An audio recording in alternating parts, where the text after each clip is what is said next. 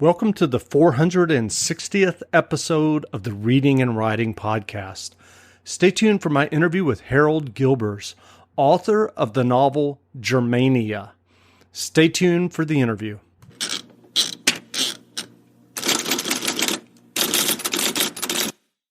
Welcome back to the Reading and Writing Podcast. My guest today is Harald Gilbers, author of the new novel Germania.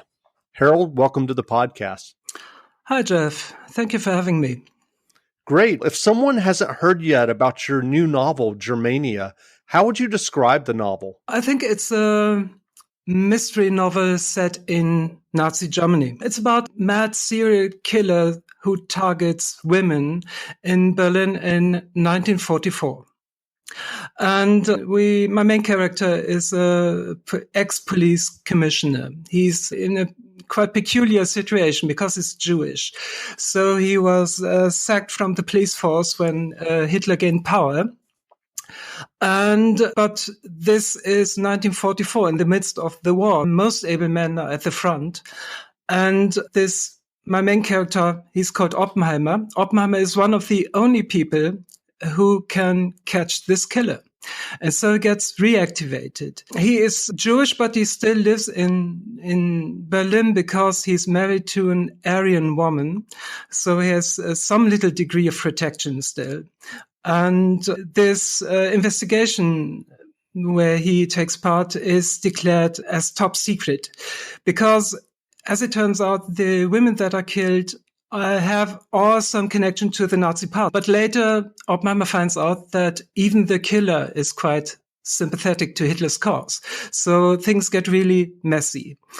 And he tries to catch the killer, but there's still a high possibility that Oppenheimer himself will be killed in the end. And so he tries to find a way out of this dangerous game. That sounds great. So do you remember the original idea that led you to write Germania? Basically, it had to do with my enthusiasm for the movies of Fritz Lang, M or The Testament of Dr. Mabuse, the early German crime movies of the 1930s, just before the war. And so there is one character that appears in both Fritz Lang's movies. This is this Commissioner Lohmann. And I had this idea what happened to this Lohmann if he was Jewish. So this was the kernel of my idea for Germania. And so what kind of historical research did you do for writing a novel set in Berlin in 1944? I have to admit it was rather extensive, as you may imagine. I studied history at university. But of course, they only give you facts and figures and so on and a broad overview of it all. And so I really had to get into the details to get this right, doing research. I needed 1.5 years just to do the research. I had no time to even write a single sentence of my later novel, but I thought I had to get this right. Of course, I wanted to describe the everyday life. This is 1944. There are air raids and bombings day and night. And I wanted to know what this would have been like for the population of Berlin to live in these times. In order to get an idea of this, I tried to find good sources, of course. You won't find them in the usual history books. You need to have first-hand sources, just papers of the time and photographs, and especially diaries are important for me. There are many published diaries. So I used this to recreate the time of 1944. It's like a gigantic puzzle. You can imagine. I did some sort of timeline, and for each day I wrote down what had happened in Germany, in Berlin, and worldwide. Things like the weather conditions and so on. In the end, I had really a big dossier that I could use for my novel. The action is fictitious, but the world is real where it takes place. Wow, that sounds extensive. So You came to writing fiction when you were in your 40s. What led you to writing your first novel? It's very interesting. Actually, I started out as a stage director. And I had directed stage plays for 14 years and tried to write some screenplays and made some shorts nobody ever saw. And then suddenly I had this idea of this big story in my head. And I thought, how could I tell this story? And it was too big for a stage play. It was very cinematic, but I wanted to go deeper into the background of the historical background. And so I said to myself, okay, let's try to do it as a novel. It was quite early that I decided this. And so I really developed it as a novel, not as a screenplay or anything. I really wanted to do it this way. The media are different. I know this. Television is different from film. Film is different from novels. Novels are different from stage plays. So I really wanted to do something literary.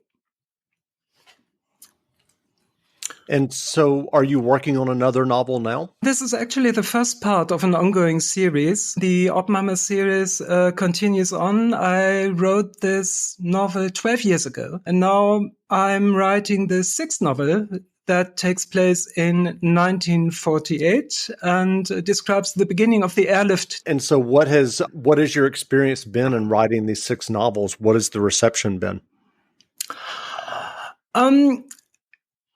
It's very interesting. I think in abroad, my novels are even more popular than in Germany.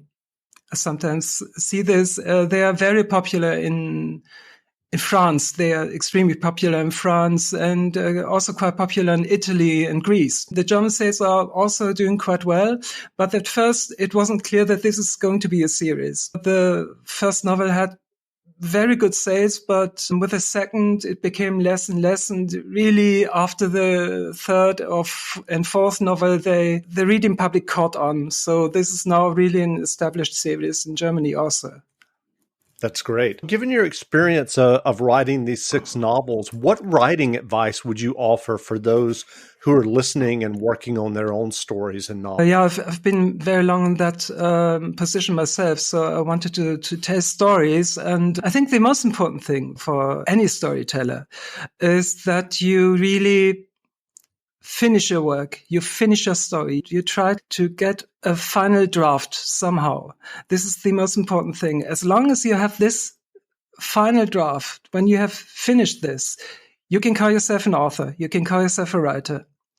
You need a lot of perseverance to get this to the end.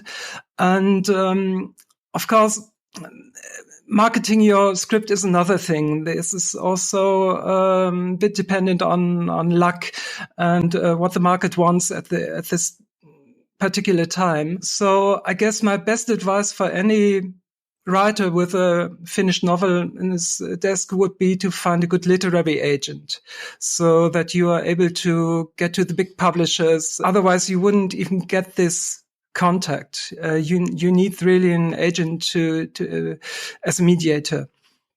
Sure. What novels or nonfiction books have you read recently that you enjoyed? Recently, I'm in the process of reading all the James Bond novels from Ian Fleming chronologically. I do this sometimes. It's quite interesting to see how the series develops, how the character develops, and over time. I once did this with the Whimsy mystery novels by Dorothy Lee Sayers, the British mystery novels set in the 1920s, 1930s, in Britain, which is very interesting if you read it, because it deals with the time between the two world wars, and you really get a feeling how society changed.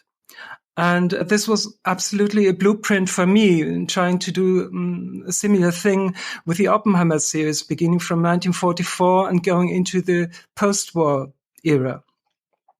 So there are many novels that are quite influential for me. For example, one was The Alienist by Caleb Carr, which also a historical mystery novel, but with such wonderful atmosphere. And you really have, as a reader, you think you are within that time, within that period. You are there. And this was very important for me. I'm also a great fan of the Arkady Renko novels by Martin Cruz Smith, especially the second one, Polar Star. It's really excellent novel. Because you have this police commissioner, and he's a lonely fighter for justice, and he's such a marvelous character. And the surroundings with Russia, Soviet Russia, and post-Soviet Russia is very interesting and very detailed. Those are all great. So where can people find you online if they want to learn more about you and your novel? I have an author's page on Facebook, and you can also find me on Goodreads. Great. Again, we've been speaking with Harald Gilbers, author of the novel Germania. The novel is on sale now, so go buy a copy. And Harald, thanks for doing this interview. Thanks a lot.